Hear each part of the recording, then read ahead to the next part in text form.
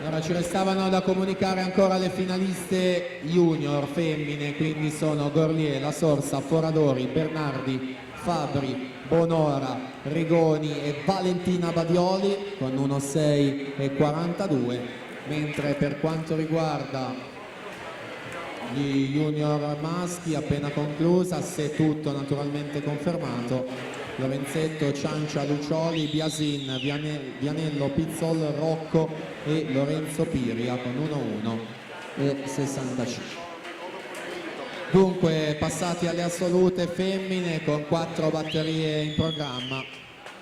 e quindi per gli assoluti maschi saranno 3, quindi 7 da 100 d'orso, compresa quella in acqua, per poi passare alla gara successiva dei 2 round.